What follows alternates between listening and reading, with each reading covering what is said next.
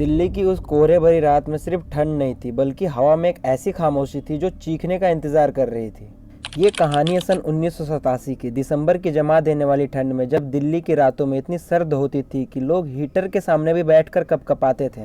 इन्हीं दिनों रमेश अपने परिवार के साथ हरियाणा से दिल्ली के गांधीनगर में शिफ्ट हुए थे। कमरा सस्ता था और एक बड़ा फ़ायदा ये भी था कि रमेश की बहन का घर बिल्कुल पास में ही था।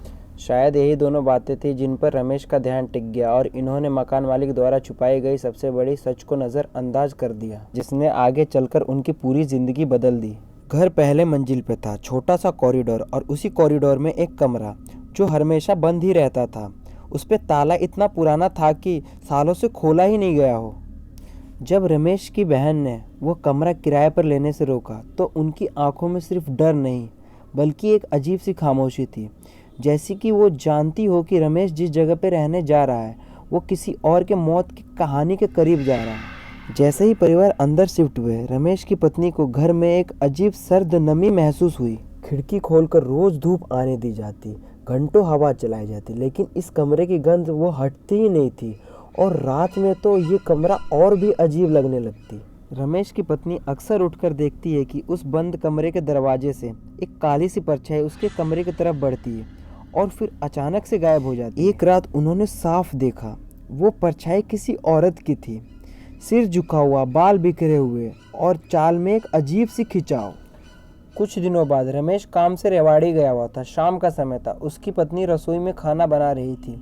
स्टोव ठीक दरवाजे के पास था। अचानक पर्दे पर किसी साये की लंबी आकृति उभरी, एक आदमी की, लेकिन उसकी कदमों की आवाज़ इंसान जैसी नहीं थी, बल्कि ऐसी थी जैसे कि कोई भारी चीज़ को घसीटता हुआ ले जा रहा हो। उसके हाथ काँप गए। उन्होंने टॉर्च उठाया और तुरंत बाहर निकलकर कॉरिडोर में देखा, पर वहाँ कोई नहीं था। रात भर उन्हें महसूस होते रहा कि उनके पलंग के चारों ओर कोई चक्कर लगा रहा है। हर चक्कर की आवाज़, हर आहट कमरे का तापमान और भी गिराते जा रहा था, जैसे कि कोई ठंडी नफरत पूरे कमरे में फैली हो। अगले दिन हालात और बिगड़ गए। रमेश की पत्नी नीचे कपड़े धो रही थी। दोनों बच्चे ऊपर कमरे में थे। अचानक से बड़ा बेटा सामा चीखता हुआ नीचे आया। हनो, वो भाई से बात कर रहा है। पैरों के नीचे से जैसे जमीन खिसक गई है। वो दौड़ते हुए ऊपर गई। सीढ़ी पे चढ़ते ही उन्हें ऊपर से किसी औरत की दबी हुई हंसी सुनाई दी। वो हंसी इंसानी नहीं थी। वो हंसी ऐसी थी जैसे कि कोई मरने के बाद भी हंस रहा हो, जैसे उसके गले से आवाज़ नहीं बल्कि हवा की हंसी निकल रही हो। कमरे में पहुंचकर उन्होंने देखा कि छोटा बेटा बेड पर बैठा है, लेकिन वो डरा नहीं, हंस रहा था। उसकी आंखें किसी अदृश्य जगह पे टिकी हुई थी। उसके ओठ जैसे किसी से बातें कर रहे हो, और मुस्कुराहट में खुशी नहीं, एक अजीब सा सम्मोहित डर था। रमेश की पत्नी ने बच्चे को तुरंत उठाया और नीचे भागी। उन्होंने ये बात मालकिन को बताई तो मालकिन ने हड़बड़ी में बात टाल दी। अरे बच्चों की बातें हैं, आप चिंता मत करो। लेकिन उसके चेहरे पे जो भाव थे वो साफ बता रहे थे कि वो कुछ जानती है।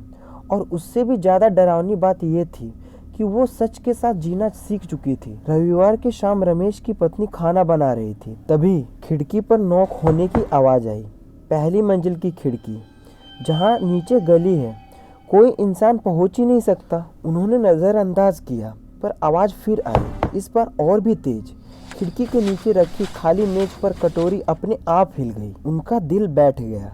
जैसे ही उन्होंने खिड़की खोलने के लिए हाथ आगे बढ़ाया, अचानक सब शांत, और फिर खिड़की के पास से एक गला घोट देने वाली गुर्राहट आई, जैसे कोई जानवर गुस्से में फंसा हो। पर वो आवाज़ इंसान जैसी नहीं थी और ना जानवर जैसी थी। ऐसा लग रहा था किसी दूसरी दुनिया से आई हुई आवाज़ थी। अचानक से खिड़की के चौखट पर एक काले रंग की लकीर बन गई, जैसे किसी ने धारदार नाखून खींचा हो, और पूरा कमरा एक ऐसे गंदे बदबू से भर गया जो किसी इंसान की नहीं थी, किसी भयानक आत्मा की थी। वह चीख कर नीचे भाग गई। अगली सुबह रविवार था। रमेश घर पर ही था। शाम को बुआ के घर जाने से पहले उसी खिड़की के पास रखी मेज पर बैठकर चिट्ठी लिख रहा था। तभी फिर से वही नॉक। उसने सोचा कि कोई बदमाश होगा। गुस्से से डंडा उठाकर खिड़की पर मारते हुए बोला, भाग जा, वरना अच्छा नहीं होगा। उसने पर्दा खींचकर खिड़की ढक दिया।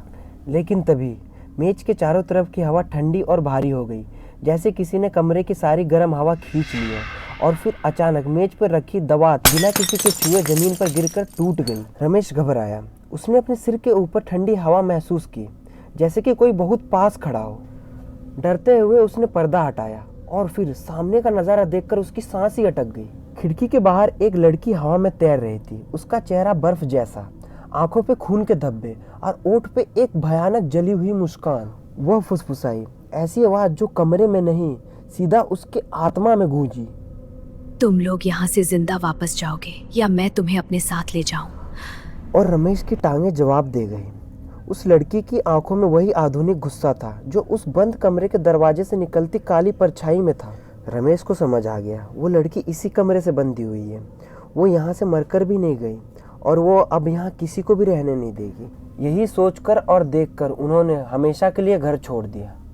बाद में सारा सच सामने आया तो पता चला वो लड़की मकान मालिक की बेटी थी जिसने उसी बंद कमरे में आत्महत्या की थी और उसके अंतिम संस्कार में कुछ कमी रह गई थी जिसने उसकी आत्मा को मुक्ति होने नहीं दी और वो हर किराएदार के पीछे पड़ती। और एक बच्चा जो पतंग उड़ा रहा था उसे छत से धक्का देकर मार चुकी थी। अब वह अपना मौत बांट रही थी और इसी वजह से वो घर हमेशा खाली ही रहता।